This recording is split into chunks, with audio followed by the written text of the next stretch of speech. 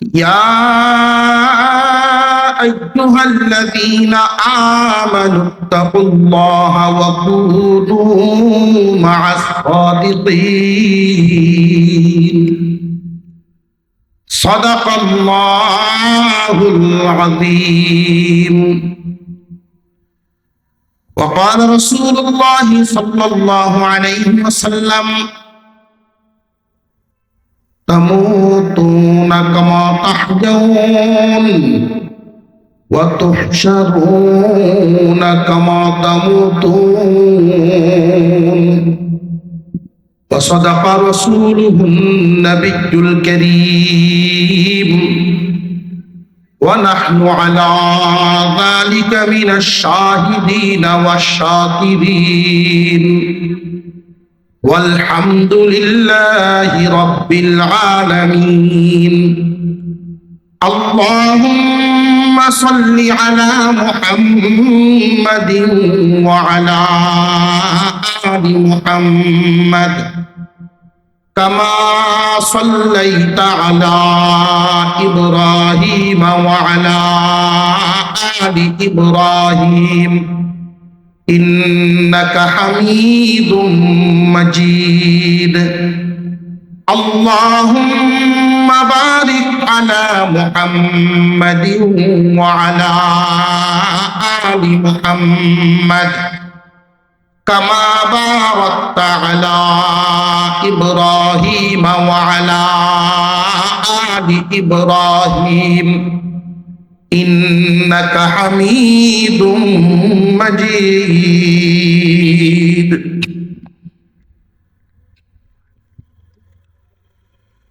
ঐতিহ্যবাহী আদমখানি যুব সমাজের উদ্যোগে আয়োজিত 13তম বার্ষিক তাফসীরুল কোরআন মাহফিলের শ্রদ্ধাভাজন সভাপতি সাহেব, উপস্থিত হযরত উলামায়ে কেরাম, সর্বস্তরের সুধী সমাজ, আল্লাহ পাক রব্বুল আলামিনের দরবারে শুকর আদায় করি যিনি এ পর্যন্ত আমাদেরকে এক মুবারক মজলিসে শামিল রেখেছেন, বলি আলহামদুলিল্লাহ। মুহতারাম হাজিরিন, প্রত্যেকটা মানুষ দুই ভাবে অসুস্থ হয়ে থাকে, হয়তো শারীরিক আর না হয় মানসিক। কোন মানুষ যদি শারীরিক ভাবে রোগী হয়, হাসপাতালে বিজ্ঞ ডাক্তারের মাধ্যমে চিকিৎসা করে সুস্থ করতে হয়। কেউ যদি মানসিকভাবে অন্তরের রোগে রোগী হয়, হক্কানি পীর মাশায়েখ বুজুর্গানে দ্বীনের সোহবতে নিয়ে সময় লাগানোর পরে আত্মশুদ্ধি হাসিল হয়। শরীরের রোগের চাইতে আত্মার রোগ মারাত্মক। শরীরের রোগে মানুষ বেশি কবরে যায়, আর আত্মার রোগে মানুষ জাহান্নামে যায়। মাদারিসে কওমিয়া তালিমের সাথে যেই তরবিয়াতি চিকিৎসা করে, যেই সেবা দেয়, তালিম দেয়, আত্মাশুদ্ধির মেহনত এটার সাথে সম্পৃক্ত থাকে। মানুষের আত্মার চিকিৎসা করা এতটাই জরুরি, এটা পারিবারিক ভাবে শিক্ষা দিয়া শুধু প্রাতিষ্ঠানিক না, পারিবারিক শিক্ষার সাথে এটা সম্পৃক্ত থাকে। অনেক সময় সুশিক্ষিত শিক্ষিত মা বাবার সন্তান আদরে আদরে বাদর হয়ে যায়।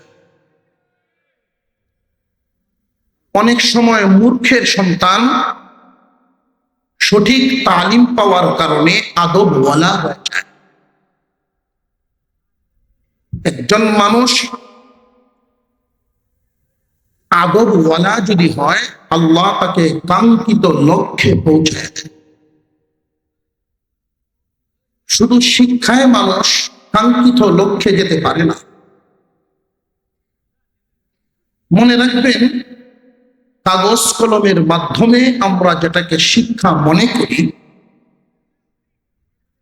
অনেক বুজুর্গানে দিন এই কাগজে কলমের শিক্ষাকে শিক্ষা এখনো মানতেই গেছে না।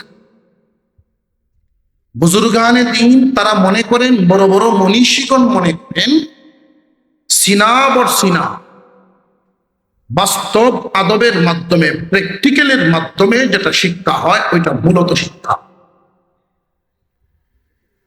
আমি আপনাদেরকে একটা ছোট্ট ঘটনা বলেই আলোচনা শেষ করে দেব।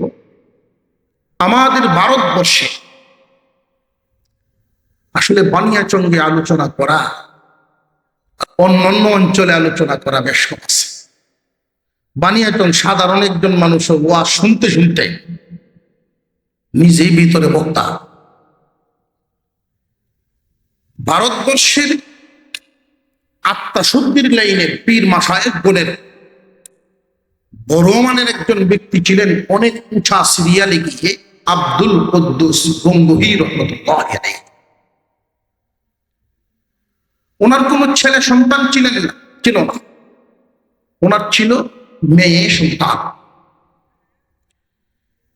ছেলে সন্তান যেহেতু নাই, শুধু মেয়েদেরকে দিয়েই ওনার স্বপ্ন জীবনযাপন শেষের পর্যায়ে পৌঁছে গেল। মেয়েদেরকে বিয়ে শাদী দিয়ে দিলেন। অনেক মুরিদান। আব্দুল কুদ্দুস গঙ্গোহী তখনকার যুগের যত বড় আলেম, এত বড় পীর ছিলেন। মারিফতের দরজা অনেক উঁচা। আব্দুল কুদ্দুস গঙ্গোহী রহমাতুল্লাহ আলাইহি বড় মেয়ের বড় নাতি, বড় মেয়ের দিকে নাতি, তার নাম আবু সাঈদ গঙ্গোহী রহমাতুল্লাহ আলাইহি। নানার বড় নাতি উনি কুলে নিতেন। উনি যখন ওনার খানকায় থাকতেন, পাশে পাশে রাখতেন। ওনার যত খুলাফা, শুধু ভারতবর্ষে না, তামাম পৃথিবী ব্যাপী, মিশরের থেকেও আলেমরা এসে ওনার কাছে আত্মা শুদ্ধি নিতেন, আত্মার চিকিৎসা পাইতেন। আর আত্মার রোগ এটা এত মারাত্মক, শরীরের রোগ হইলে বোঝা যায় ব্যথা, যন্ত্রণা, পানি পড়া, রক্ত পড়া, এরকম একটা অনুভব করা যায়। আত্মার রোগ সহজে অনুভব করা যায়। সৌদি আরব থেকে পর্যন্ত মক্কা মদিনার আলেমরা এসে ওনার কাছে আত্মা শুদ্ধি নিতেন। আব্দুল কুদ্দুস গঙ্গোহী রহমাতুল্লাহ আলাইহি এত বড় আলেম, এত বড় পীর। আবু সাঈদ গঙ্গোহী হুজুরের বড় নাতি হওয়ার কারণে খুব আদরের বিশ্ববিখ্যাত আলেমগণ আবু সাঈদকে আয়েশা করে নিতেন, কাঁধে নিতেন। কোন সময় আবু সাঈদ ছোটবেলায় মক্কা মদিনা থেকে আসা আলেমগণের কাপড়ে পেশাব করে দিতেন, মুখে কিছুই বলতেন না। পীরের নাতি, হুজুরের নাতি, সেই হিসাবে কেউ কিছুই বলতেন না। এক সময় কালক্রমে দেখা গেল এই আবু সাঈদ অতিরিক্ত আদরে আদরে বাদর হয়ে গেছে।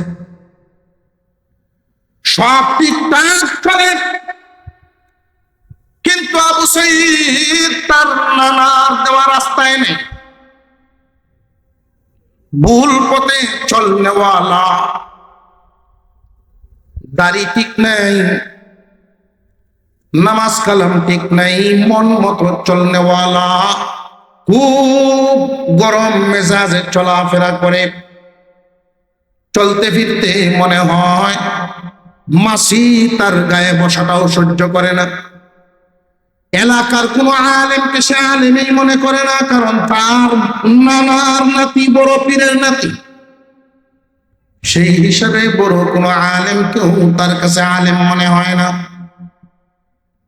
তার মা আল্লাহর কাছে দোয়া করেন শুধু, আল্লাহ আমার সন্তানটাকে তুমি সহি বুঝ দান করো, সহি রাস্তা দান করো।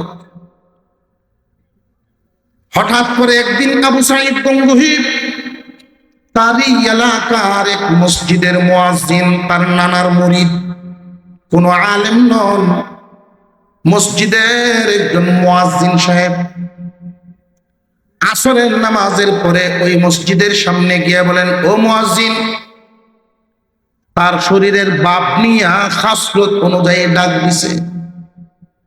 ও মুয়াজ্জিন, বলেন ডাক্তার মধ্যে কোনো সম্মানের শ্রুতি মধুরতা কিছু আছে? এবারে এদিকে মুয়াজ্জিন সাহেব উত্তরে কিছুই বলেন নাই, কারণ পীরের নাতি আর অন্য কেউ হইলে একটা ধমক দিতেন। উনি গেলেন, কি ভাই আবু সাঈদ, কি চাও? আমাকে একটু পানি পান করাও। মুয়াজ্জিন সাহেব কিছুই বলেন নাই, অর্ডার পালন করলেন। উনার ওযু করার যে মাটির লুটা ছিল, লুটাটা ভরে পানি নিয়ে গেলেন। মসজিদের সিঁড়িতেই বসে লোটা দিয়ে পানি পান করলো। এই লোটা যখন পাকা সিঁড়িতে রাখে, গরমি শরীর রাখার নমুনা হয় নাই, মাটির লোটাটা ভেঙে গেছে, ভেঙে গেছে। যেই মাত্র ভাঙছে, মুয়াজ্জিন খুব কান্না শুরু করছে। এত বেশি কান্না শুরু করলো, আবু সাঈদ তার কান্না দেখে, ইয়া আইয়ুহাল্লাযীনা আমানু তাকুল্লাহা ওয়া কুনু মা'আস সাদিকিন।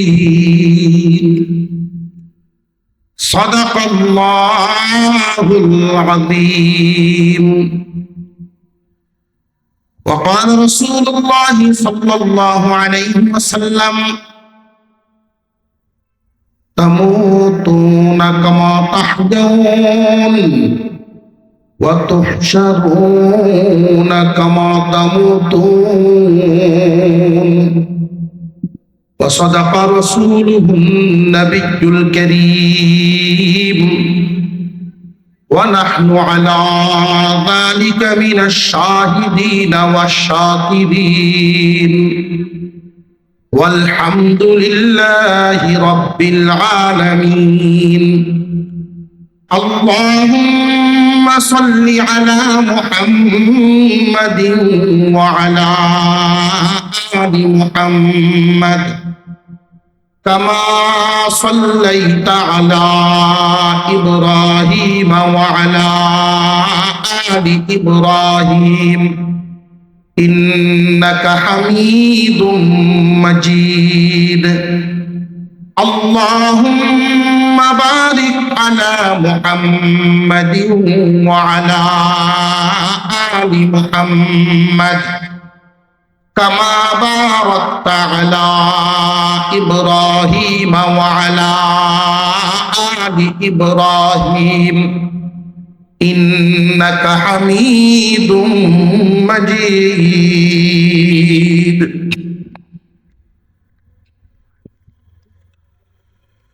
ঐতিহ্যবাহী আদমখানি যুব সমাজের উদ্যোগে আয়োজিত 13তম বার্ষিক তাফসীরুল কোরআন মাহফিলের শ্রদ্ধাভাজন সভাপতি সাহেব, উপস্থিত হযরত উলামায়ে কেরাম, সর্বস্তরের সুধী সমাজ, আল্লাহ পাক রব্বুল আলামিনের দরবারে শুকর আদায় করি, যিনি এ পর্যন্ত আমাদেরকে এক মুবারক মজলিসে শামিল রেখেছেন, বলি আলহামদুলিল্লাহ। মুহতারাম হাজিরিন, প্রত্যেকটা মানুষ দুই ভাবে অসুস্থ হয়ে থাকে, হয়তো শারীরিক আর না হয় মানসিক। কোন মানুষ যদি শারীরিকভাবে রোগী হয়, হাসপাতালে বিজ্ঞ ডাক্তারের মাধ্যমে চিকিৎসা করে সুস্থ করতে হয়। কেউ যদি মানসিকভাবে অন্তরের রোগে রোগী হয়, হক্কানি পীর মাশায়েখ বুজুর্গানে দ্বীনের সোহবতে নিয়ে সময় লাগানোর পরে আত্মশুদ্ধি হাসিল হয়। শরীরের রোগের চাইতে আত্মার রোগ মারাত্মক। শরীরের রোগে মানুষ বেশি কবরে যায়, আর আত্মার রোগে মানুষ জাহান্নামে যায়। মাদারিসে কওমিয়া তালিমের সাথে যেই তরবিয়াতি চিকিৎসা করে, যেই সেবা দেয়, তালিম দেয়, আত্মশুদ্ধির মেহনত এটার সাথে সম্পৃক্ত থাকে। মানুষের আত্মার চিকিৎসা করা এতটাই জরুরি, এটা পারিবারিকভাবে শিক্ষা দিয়া শুধু প্রাতিষ্ঠানিক না, পারিবারিক শিক্ষার সাথে এটা সম্পৃক্ত থাকে। অনেক সময় সুশিক্ষিত শিক্ষিত মা বাবার সন্তান আদরে আদরে বাদর হয়ে যায়। অনেক সময় মূর্খের সন্তান সঠিক তালিম পাওয়ার কারণে আদবওয়ালা হয়ে যায়। একজন মানুষ আদবওয়ালা যদি হয়, আল্লাহ তাকে কাঙ্ক্ষিত লক্ষ্যে পৌঁছায় দেয়। শুধু শিক্ষায় মানুষ কাঙ্ক্ষিত লক্ষ্যে যেতে পারে না। মনে রাখবেন, কাগজ কলমের মাধ্যমে আমরা যেটাকে শিক্ষা মনে করি, অনেক বুজুর্গানে দ্বীন এই কাগজে কলমে শিক্ষাকে শিক্ষা এখনো মানতেই রাজি না। বুজুর্গানে দ্বীন তারা মনে করেন, বড় বড় মনীষীগণ মনে করেন, সিনা বর সিনা বাস্তব আদবের মাধ্যমে, প্র্যাকটিক্যালের মাধ্যমে যেটা শিক্ষা হয় ওইটা মূলত শিক্ষা। আমি আপনাদেরকে একটা ছোট্ট ঘটনা বলেই আলোচনা শেষ করে দেব। আমাদের ভারতবর্ষে আসলে বানিয়াচঙ্গে আলোচনা করা, অন্যান্য অঞ্চলে আলোচনা করা বেশ কম আছে। বানিয়াচং সাধারণ একজন মানুষ ওয়াজ শুনতে শুনতে নিজেই ভিতরে বক্তা। ভারতবর্ষের আত্মশুদ্ধির লাইনের পীর মাশায়েখ গণের বড় মানের একজন ব্যক্তি ছিলেন, অনেক উঁচা সিরিয়ালে গিয়ে আব্দুল কুদ্দুস গঙ্গোহী রহমাতুল্লাহ আলাইহি। ওনার কোন ছেলে সন্তান ছিল না, ওনার ছিল মেয়ে সন্তান। ছেলে সন্তান যেহেতু নাই, শুধু মেয়েদেরকে দিয়েই ওনার স্বপ্ন জীবনযাপন শেষের পর্যায়ে পৌঁছে গেল। মেয়েদেরকে বিয়ে শাদী দিয়ে দিলেন। অনেক মুরিদা। আব্দুল কুদ্দুস গঙ্গোহী তখনকার যুগের যত বড় আলেম, এত বড় পীর ছিলেন। মারিফতের দরজা অনেক উঁচা। আব্দুল কুদ্দুস গঙ্গোহী রহমাতুল্লাহি আলাইহি বড় মেয়ের বড় নাতি, বড় মেয়ের দিকে নাতি, তার নাম আবু সাঈদ গঙ্গোহী রহমাতুল্লাহি আলাইহি। নানার বড় নাতি উনি কুলে নিতেন। উনি যখন ওনার খানকায় থাকতেন, পাশে পাশে রাখতেন। ওনার যত খুলাফা, শুধু ভারতবর্ষে না, তামাম পৃথিবী ব্যাপী, মিশরের থেকেও আলেমরা এসে ওনার কাছে আত্মশুদ্ধি নিতেন, আত্মার চিকিৎসা পাইতেন। আর আত্মার রূপ এটা এত মারাত্মক, শরীরের রূপ হইলে বোঝা যায় ব্যথা, যন্ত্রণা, পানি পড়া, রক্ত পড়া, এরকম একটা অনুভব করা যায়। আত্মার রোগ সহজে অনুভব করা যায়। সৌদি আরব থেকে পর্যন্ত মক্কা মদিনার আলেমরা এসে ওনার কাছে আত্মা শুদ্ধি নিতেন। আব্দুল কুদ্দুস গঙ্গোহী রহমাতুল্লাহি আলাইহি এত বড় আলেম, এত বড় পীর। আবু সাঈদ গঙ্গোহী হুজুরের বড় নাতি হওয়ার কারণে খুব আদরের বিশ্ববিখ্যাত আলেমগণ আবু সাঈদকে আইসা কোলে নিতেন, কাঁধে নিতেন। কোনো কোনো সময় আবু সাঈদ ছোটবেলায় মক্কা মদিনা থেকে আসা আলেমগণের কাপড়ে পেশাব করে দিতেন, মুখে কিছুই বলতেন না। পীরের নাতি, হুজুরের নাতি, সেই হিসাবে কেউ কিছুই বলতেন না। এক সময় কালক্রমে দেখা গেল এই আবু সাঈদ অতিরিক্ত আদরে আদরে বাদর হয়ে গেছে। সব ঠিকঠাক চলে, কিন্তু আবু সাঈদ তার নানার দেওয়া রাস্তায় নেই, ভুল পথে চলনেওয়ালা। দাড়ি ঠিক নাই, নামাজ কালাম ঠিক নাই, মন মতো চলনেওয়ালা, খুব গরম মেজাজে চলাফেরা করে। চলতে ফিরতে মনে হয় মাসি তার গায়ে বসাটাও সহ্য করে না। এলাকার কোন আলেমকে সে আলেমই মনে করে না, কারণ তার নানার নাতি বড় পীরের নাতি। সেই হিসাবে বড় কোন আলেমকেও তার কাছে আলেম মনে হয় না। তার মা আল্লাহর কাছে দোয়া করেন, শুধু আল্লাহ আমার সন্তানটাকে তুমি সহি বুঝ দান করো, সহি রাস্তা দান করো। হঠাৎ করে একদিন আবু সাঈদ গঙ্গোহী তারই এলাকার এক মসজিদের মুয়াজ্জিন, তার নানার মুরিদ, কোন আলেম নন, মসজিদের একজন মুয়াজ্জিন সাহেব, আসরের নামাজের পরে ওই মসজিদের সামনে গিয়ে বলেন, ও মুয়াজ্জিন। তার শরীরের বাপ নিয়া খাসলত অনুযায়ী ডাক দিছে, ও মুয়াজ্জিন। বলেন, ডাক্তার মধ্যে কোন সম্মানের শ্রুতি মধুরতা কিছু আছে? এবার এদিকে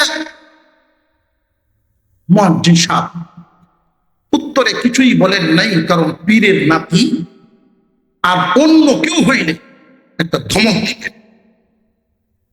উনি গেলেন, কি ভাই আবু সাঈদ, কি চাও? আমাকে একটু পানি পান করাও। মুয়াজ্জিন সাহেব কিছুই বলেন নাই, অর্ডার পালন করলেন।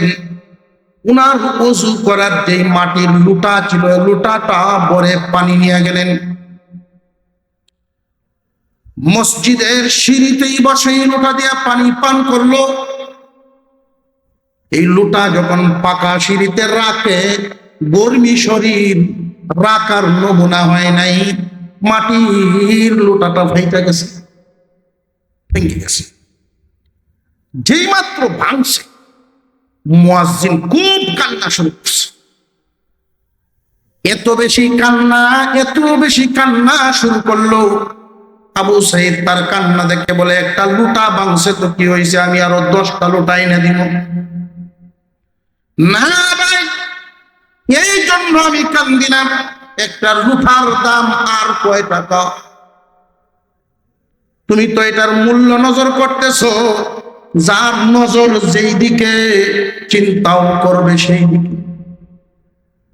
কেউ মনে করবে, কেউ ওজন দিবে অর্থ দিয়া, কেউ ওজন দিবে আমল দিয়া, কেউ ওজন দিবে আধিক্য দিয়া, কেউ ওজন দিবে খাঁটি বেটবে খাঁটি দিয়া, সঠিক বেটিক দিয়া। আবু সাঈদ চিন্তা করছে, আমি 10টা লোটা তোমারে এনে দিব, চিন্তার কোনো কারণ নাই। মুয়াজ্জিন বলেন, লোটা তো প্রশ্ন না, আমার এই মসজিদে খেদমত যত বছর, ওই লোটার বয়স এত বছর। 36 বছর যাবৎ আমি এই লোটা দিয়ে ওযু করি, আমার ওযুর সাক্ষী আমার এই মাটির লোটা। আজকে ভেঙে গেল, আমার সাক্ষী শেষ হয়ে গেল। এই জন্য আমি কাঁদি, বহুদিনের সাথী হারায় ফেললাম। বহুদিনের সাথী হারানোর ব্যথায় কান্দি, মাটির লুটা ভাঙার জন্য কান্দি না। এবার আবু সাঈদ রাগ থামায় ফেলছেন, একটু ঠান্ডা মেজাজে বসছেন। হঠাৎ করে তাকায় দেখেন দূরে সিঁড়িতে বসে এই বুড়া মুয়াজ্জিন টুকরা হওয়া লুটার এই টুকরাগুলো মুখের লালা দিয়া লালা লাগায়া লাগায়া জোড়া দিতেছে। মুখের লালা দিয়া যখন মাটির পাতিলা জোড়া দেয়, আবু সাঈদ দূর থেকে দেখছে। আশ্চর্য ব্যাপার, মাটির পাতিলা মুখের লালা লাগায়া কেমনে জোড়া লাগায়, এটা তো বড় কুদরতের খেলা। উনি তার কাছে আগের ভাব সরাইয়া নরম হয়ে সামনে গিয়া হাজির হয়ে বলেন, দাদাজি এটা আপনি কি করলেন? এই বিদ্যা আমারে শিক্ষা দিবেন? এই বিদ্যা আপনি কই পাইলেন? অলৌকিক ক্ষমতা আপনার কে শিখাইল? আপনি আমারে এই শিক্ষা দিবেননি? মুয়াজ্জিন সাহেব বলেন, আবু সাঈদ এটা তো তোমার ঘরের দৌলত, এটা তোমার ঘর থেকে আমি আনছি, তোমার ঘরের দৌলত। আমার ঘরের দৌলত বলে হ, যে আমারে দেন না, এইটা এইভাবে দেওয়া যায় না। আর আমি তোমাকে মুরিদও করতে পারবো না, আমি তো তোমার নানার একজন মুরিদ মাত্র, তোমার নানার খলিফা না। মুরিদ যদি হওয়া লাগে তোমার নানা ভাইয়ের কোন খলিফার কাছে তোমার বায়াত হওয়া লাগবে। ওইখানে গিয়া আগে তোমার কলব সাফ করবে, ময়লা সাফ করে তখন এই দৌলত দান করবে। আমার নানার খলিফাগণ কে কে আছেন? মুরব্বী তিনি জবাব দিলেন, আমার জানা মতে তামাম দুনিয়ায় তোমার নানার খলিফা সব মারা গেছে। একজন জিন্দা আছেন, উনি আছেন ইরাকে, নিজামউদ্দিন বলখি তার নাম। নিজামউদ্দিন বলখির কাছে যাইতে পারেন। উনি ওনার মার কাছে গিয়া বলেন, আম্মা আর মন মতো চলব না, আমার নানার রেখে যাওয়া দৌলত আমার দরকার। মা তো কান্দেন আর বলেন, আল্লাহ এতদিনে বুঝি দোয়া কবুল করছো। নানার রেখে যাওয়া দোয়া, নানার রেখে যাওয়া দৌলত হাসিল করতে চায় এখন নাতি। বহুদিন পরে তার হুঁশ হয়েছে। আম্মা আমি কেমনে পাবো? নিজামউদ্দিন বলখির কাছে যাব। খবর পাঠায় দিলেন আগেই নিজামউদ্দিন বলখির কাছে। আবু সাঈদ গঙ্গোহীর আম্মা খবর পাঠাইছেন, হুজুর আপনি তো আমার বাবার খলিফা, আমার ছেলেকে আপনার কাছে পাঠাইতেছি। শুধু এতটুকু লিখে পাঠাইছেন চিঠি, তারিখ উল্লেখ করা। নিজামউদ্দিন বলখির কাছে যখন আবু সাঈদ গঙ্গোহী গিয়া পৌঁছবে, 3 মাইল দূর থেকে কতটুকু আদব হইলে পরে আত্মা শুদ্ধি হয়, পীরের নাতি আসতেছে, সেই সংবাদে 3 মাইল দূর থেকে পায়ে হেঁটে ওনাকে ইস্তেকবাল করার জন্য আসছেন। তখনকার সময়ে নিজামউদ্দিন বলখি তামাম পৃথিবীর সেরা বুজুর্গ। উনি আগায় আসছেন, পীরের নাতি নিবেন, পীরের নাতি নিবেন। অগ্রসর হয়ে 3 মাইল দূর থেকে ওনাকে স্বাগতম জানিয়ে নিলেন। 3 দিন মেহমানদারি করলেন। 3 দিন পরে জিজ্ঞাসা করলেন, হযরত আপনি কি চলে যাবেন নাকি আসার কোন উদ্দেশ্য আছে? কেন আসছেন? উনি বললেন, আত্মা শুদ্ধি, নানার রেখে যাওয়া আপনি আমার নানার কাছ থেকে যে দৌলত এনেছেন সেই দৌলত আমাকে দিবেন।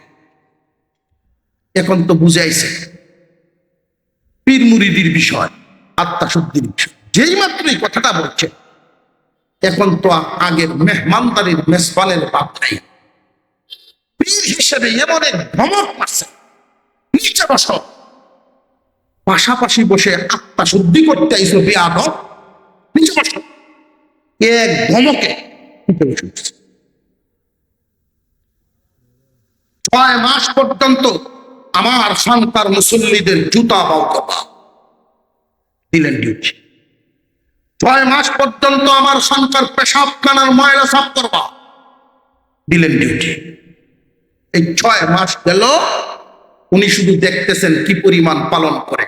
যেই আবু সাইদ গঙ্গোহী, তার অন্তরে ছিল অহংকার, আমি এত বড় নানার নাতি, সেই ময়লা সাফ করা, পেশাবখানা সাফ করো, জুতা পাও করো, যাও দিলেন। 6 মাস পরে পীর সাহেব পরীক্ষা করতে চাইলেন কতটুকুন সাফ হয়েছে দেখি আগে। যার গায়ে মাছি বসতে পারে না, কোন কথা সহ্য হয় না, মেজাজ গরম, ঠান্ডা করার জন্য যে চিকিৎসাটা দিলেন, জারুদার যে সুইফার, জারুদারকে বললেন, শোনো, আজকে জারু দিয়া সারা বাড়ির মহিলা যখন টুকরি দিয়ে লইয়া যাও, একটা বাহানা করে আবু সাইদের উপরে ফেলাইয়া দিবা। আবু সাইদের উপরে ফেলাইয়া দেওয়ার পরে দেখবা সে কি করে। যখন দিছে ফেলাইয়া, উনি ঝাড়েন আর তার দিকে তাকায় বলেন, এটা তো ইরাক, বলো গঙ্গু হইলে বুঝতায়, গঙ্গু হইলে বুঝতে পারতা, শুধু এতটুকু বলছে। পীর সাহেবের কাছে আইসা বলছেন, হুজুর, আমার গায়ে কোনো হাতও তুলে নেই, আমাকে কোনো গালিগালাজও করে নেই, অকথ্য শব্দ, বেয়াদবির শব্দ ব্যবহার করে নেই, শুধু এতটুকুন বলেছে, এটা যদি আমার দেশ হইতো তাহলে তুমি টের পাইতা, শুধু এতটুকুন বলছে। নিজামুদ্দিন বলছি বলেন, তার কলব অর্ধেক সাফ হইছে আর অর্ধেক রয়ে গেছে। সাফ হইছে, কলবের রোগ সাফ করা এত জরুরি। শরীরের রোগে কবর যায়, আত্মার রোগে মানুষ ধার। আল্লাহ পাক আমার তিলাওয়াতকৃত আয়াতে আল্লাহ বলে, আল্লাহকে ভয় করতে, ভয় যদি পুরোপুরি করতে না পারো, আল্লাহ ওয়ালাদের সংসর্গে যাও, তাহলে ময়লা দূর হবে, আদর কায়দা শিক্ষা হবে। আল্লাহ যেন আমাদের আমলের তৌফিক দান করেন। আজকে যে বিষয়টা আপনাদের এখানে, মাহফিল তো সাধারণত 12টায় শেষ হয়, আমি বেলবানিয়ে থাকলে কোনো প্রোগ্রাম 3 দিন ব্যাপী মাহফিলগুলো শেষ পর্যায়ে এমনও হয় একটাই মোনাজাত। প্রায় মাহফিলে যেমন কুতুবখানি 3 দিন ব্যাপী তাফসীরের শেষ বয়ানে আমি থাকি, আখেরি মোনাজাত হয়। তো 4 বছরের মধ্যে 2 বছরই এমন হয়েছে একটার পরে দোয়া, আর 1 বছর 12:30টায়, এই বছরও পৌনে 1টায় হয়েছে। আজকে আদমখানির প্রোগ্রামের যে ডেট হয়, কোনো মিল হইতেছে না। আমার মামা পর্যন্ত বলছেন, মহব্বতের মানুষ প্রত্যেকেই দেখার পরে শেষ পর্যন্ত আজকের তারিখটা এক ধরনের চাপে প্রয়োগ করা হয়। 2 মাহফিল আছে, এরপরে এটা আমি সময়ই দিয়েছি 11:30 থেকে 12টা হতে পারে, চেষ্টা করবো 11:30টায়, নইলে 12টা। সেইভাবে আপনারা সেটিং। আমার আগে আনসারি সাহেব আসবেন 10:30, 11:15 মধ্যে, এটা আমি শুনছি। কিন্তু নবীগঞ্জের যেই মাহফিল ছিল, ওইখানে উনাকে স্টেজেই উঠাইছে 10টায়, উনাকে বয়ানেই উঠাইছে 10টায়, এর আগে দিচ্ছে না। এটা তো বুঝতে হবে, হালত তো বুঝতে হবে। যদি দেখা যায় এমন একটা পাত্র আমি হাতে নিলাম, বন্টন করার যোগ্যতা আমার নাই, এমন পাত্র হাতে না নেওয়াটাই বেটার, উত্তম। হলে তো গরমে আপনার হাত পুড়ে যাবে। একটু সময় যদি বেশি রাখা লাগে, ক্ষমতা যদি আপনার না থাকে, ধৈর্য মুশকিল। এটা দিনই খেদমত, দিনই লাইন। কোনো কারণে যদি কোনো আলেমের সামনে আলেমুল আমাদের সাথে বেয়াদবি হয়ে যায়, কি কামাইতে চাইছিলেন আর কি লসে পড়ে গেল। আল্লাহ তাআলা আমাদেরকে সহি সমঝ দান করেন। এই সমস্ত মজলিসে আমরা আখিরি মুনাজাত আপনাদের এই সিলেটেই দেখছি, বেশ কয়েক জায়গায় মুনাজাত